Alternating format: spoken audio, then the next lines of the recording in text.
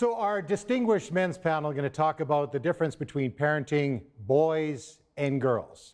It is a challenge, of course, and there are differences. We're going to try to find that out. Now, by the way, mothers, we're going to do the best we can. Please don't email us, don't call us. We're gonna really try here. Okay, I want to introduce our distinguished panel. We have with us home and gardening host Paul LaFrance, an expert on raising the female sex, 4 daughters. Oh yeah, that's me, the expert. Okay. We also have with us Dr. Andrew Blackwood. He works with families and also a father. How many kids do you have? 2 girls. 2 girls. Okay, so that's 6 girls so far. And our good friend, parenting youth expert, Jonathan McKee. Jonathan has written 20 books, including The Teen's Guide to Social Media, 2 girls and a boy. That's right. So my count is, between all of us, I have 3 daughters and a son. We have 11 girls and 2 boys. So maybe we're actually up to this. Okay. I did some research. I went to an extremely good source. And this particular person has had great success raising great kids, my wife Arlene. And I asked her. Well played, sir. Well played. That'll get me a few bonus points there. First off, she said, in terms of just raising boys and girls, it takes a lot of wisdom. And then I said, well, what's the difference? And I'm going to ask you first, Jonathan, so you have to listen very closely here. Oh, man. Raising girls, a lot of conversation. With boys, it's action. Would you agree with that? Interesting. I think the cool thing is that when you're hanging out and doing that action with guys, you're sitting there playing 2-player on the video game, you're out throwing the ball, whatever, conversation happens. So the cool thing is, guys don't necessarily want to sit over tea looking into each other's eyes, having conversation. But yeah, man, I tell you, my son never talked as much as when I played Xbox with him. So we got to look for those fun wrestling moments because conversation happens. Now, Andrew, your girls are young. Yes. But you deal with parents, and so would you find that to be true, that girls, and with Jonathan saying too, is that the conversation part with the girls is important, and then the guys, like, yeah, going out and basketball, or maybe taking them out, for coffee or something like that? You know, I gotta say, it depends on the kid. Because a lot of the kids that I work with, the guys, and even grown men, they talk. We talk. And maybe it's because I listen well, but they've got a lot to say. My girls, they are very, very active, but they've got a lot to say too. Okay, 4 daughters, Paul. How is it around your house, like in terms of the parenting with your daughters, who, by the way, are all teenagers? Yep. Your interaction with the girls and your wife's interaction? I don't think that there really can be a defined difference between the boys and the girls, because I've got, amongst the 4 girls, such a wide variety of personalities. I mean, you can't compare one to the other. They're all radically different. And my sister had 4 boys, and the 4 boys are always over at the house, and they're all radically different. If there's one common denominator that I find between the 2, it's that time, conversation, and mostly finding any way possible that they can feel understood. If you can make a teenager feel like you really understand them, it's almost like they have a defense mechanism that says, it's built in, it's like, there's no way you're gonna understand me. Right. In fact, I don't want to admit that you might understand me. Right. But you keep pushing that envelope, and eventually there's nothing to rebel against, and there's a safety factor. I don't know what happened, but for some reason in our home, our girls will bring over friends so they can sit around and have conversation, because that they wouldn't be able to have with their parents at home. And all I've said, Jan and I looking at each other, and we're just like, whatever we've done, don't screw this up. Yeah. Just keep this going. But we have other parents that look at us and be like, you're allowing your children to do these things? It's going to be bad. I'm like, I don't know, man, but they talk to us. What you're talking about is so true, but sadly, and I bet the doctor can verify this, this isn't happening in most homes. In most homes, there's almost this wall between young people and parents. I know that I've been in youth ministry 25 years, and most of the kids, it's like when I sit down and actually sit there and just listen to a kid, and they start pouring out, it's like, I think they have not a single adult in their life that actually listens to them. A lot of adults that are talking to them, but not a lot that are listening. I think people are growing to the awareness of the need of understanding and listening. I think we take it for granted just because we hear someone, we actually have listened to them. And I think most people, male or female, they want to be heard, but they also want to be known. That's right. And that's the way to know somebody, through listening. You listen for what they're thinking, but you listen with not just your ears, you listen with your eyes as well. Yeah. And you can promote those This is conversations. bad. This is going to be much longer. Well, Right? so Jonathan, when we look at raising boys and girls, should there be defined roles when it comes to raising boys and girls for mom and dad? Okay, I'll handle this with the girls, or how does it work? Me personally, I don't think so. I think it depends on the personality of the kid. It's funny, I mean, with my two daughters, for example, one of the daughters tends to go more to me and one of the daughters tends to go more towards mom. And I know some single moms that are knocking the ball out of the park.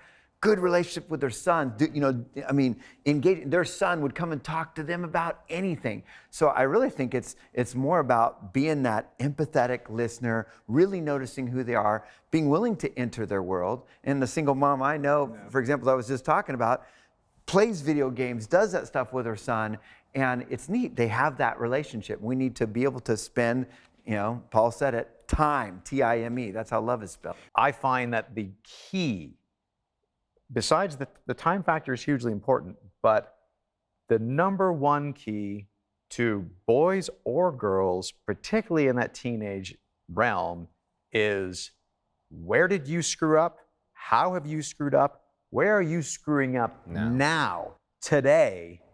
And you will have their attention because you are no longer playing this parental role where I'm up here as a parent and you're down here, but in real life, you're this also regular person trying to figure stuff out. And the minute you separate that world, and we think that, well, we can't do that, it's our responsibility as parents. Yeah, let me know what works out better for you. Let me know if it works out better for you to be a true, authentic, real person, not trying to play some role that has the word parent over it, a real person who happens to love their child, who is actually going to be like, I don't know, kid, I'm struggling with this. I'm not too sure. I have no idea what direction God's taking me in. I don't know whether I'm doing the right thing.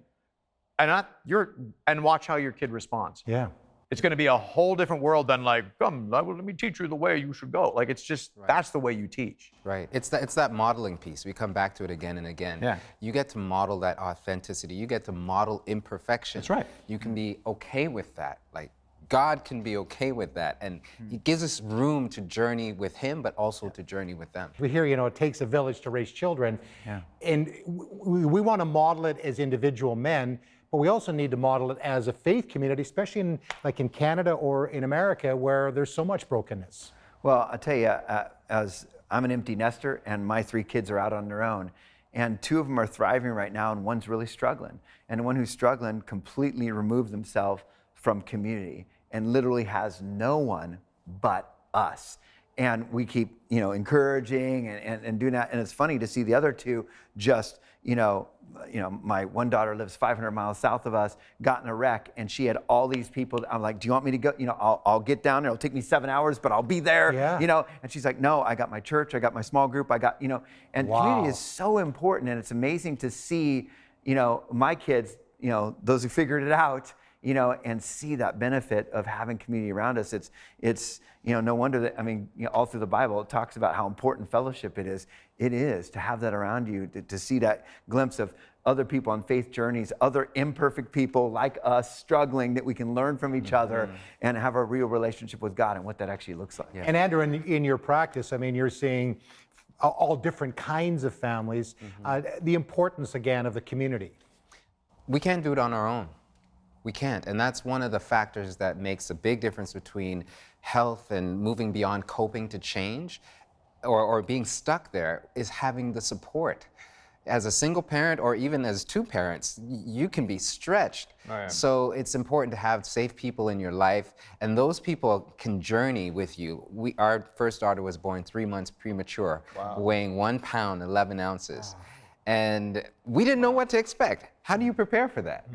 But there were people who came alongside us from our church community. They had similar experiences, and whether or not they did, they found ways to chip in. People cooked for us, people did so many things for us, and it brought the stress way down. So even for that alone, it was such a blessing. But now they're developing relationships with our daughters, and over the course of time, we want to see that grow. We want to foster that. We took a bit of an unusual approach, unusual for culture now, but not unusual historically. So when the girls turned 12, we invited the community into our home, where we would hold like a celebration, like Jewish culture, borrowing from Jewish culture. You know, the bar mitzvah and the bat mitzvah. We did a bat berakah, which was bat berakah, better pronunciation, I feel. And so this is basically a coming of age for each girl, and it was this, because we've lost the concept of this rite of passage where the community would gather around, and it's like instilling identity and destiny, and not in this like, you know, kind of, you will become a doctor or a lawyer or some nonsense like that. It's like, this is what we see God has implanted in you, and we are calling this out. And as a dad, you know, it's like this moment, you know, of course I'm going to be a wreck at their weddings. If I was already a babbling brook at their 12th birthday parties, but these were wedding type of things, you know, some of them were just in a tent. We rented a boat one time, you know, but it was just something, and we made like a cloak for like each girl with their own emblem on the back. So they look like 4 superheroes. It's really cool. Yeah. Marvel fan. So that was just another way that we, even though we knew that they may not even resonate or understand the impact of that. And I think this was a really important lesson until they're in their 20s, maybe not even until they're in their 30s, maybe not even until they're parents themselves. But I think we want to see changes so fast with our kids, but we have to understand, like, most of the things we're doing, we're planting seeds that somebody else may harvest. You know, you don't plant a seed and then stand there and be like, when is it going to grow? We have to be understanding of that as parents. We have to let things grow and understand that, you know, we were slow processes ourselves to get to the stage where we are now. And I haven't arrived. I know he has, but I know I haven't arrived. So we can't expect it from our kids. Well, you know what, and you saying we plant the seed, maybe somebody else will harvest, that's another reason I think it's so important for us to get our kids involved, you know, in youth ministry and in church and stuff like that, because I tell you, some of the greatest conversations I think my kids have been with a youth pastor, a small group leader, a mentor, and, you know, and I could get all jealous, but no, I'm so excited, you know, and I, being a youth minister so long, I've seen the other end of that. And I tell you, there's some things that I think kids are scared to talk to mom and dad about, and it's okay. You know, it's so cool to have so many other good, solid mentors in kids' lives. So look for that all the time. I tell single moms that all the time when they come to me and go, what do? I don't have dad there. I'm like, man, I tell you, there's so many cool, you know, youth leaders, pastors, you know, find those coaches, people. Absolutely. People, yeah. And I'll be the first to acknowledge that it's not always easy to trust people with your kids in this day and age. And even we if are you're in a culture where things do happen. right, even if you're at church. So I think it's important to define community. How do we know who are safe people in our community? How do we engage first as parents? I think that's important, right? And tell me as parents, if this isn't a familiar thing. Oh yeah, I heard from the guy at the church, or my youth pastor, or you know, a friend's mom. They were telling me this, and it just really makes sense, Mom and Dad. I'm like, I've been telling you that for 5 years. I've been saying that over and over again. They say it once. Yeah, you say it once, and then Well, welcome to the joys of My wife parenthood. too. I've said something she's told me, and I said, "Hey, this guy said this to her." I've been telling you. And that you for realize 20 the ego is still alive, and you're like, well, I guess as long as you get it, I don't have to get the credit. Well, one of the things that we have, you know, as followers of Jesus, is that we can come in prayer. And I think that we can minimize that sometimes, but it's the most important thing, that we take the time to ask God, how do I pastor, or parent, or pastor too, my children, in how that they should go, and whether they're male or female. So guys, thank you so much for your time and your insight. Appreciate it. Do we actually say anything helpful? I hope so. As parents, you just never know. You just never know. You're just praying, please let this help somebody. Paul, Andrew, Jonathan, thank you.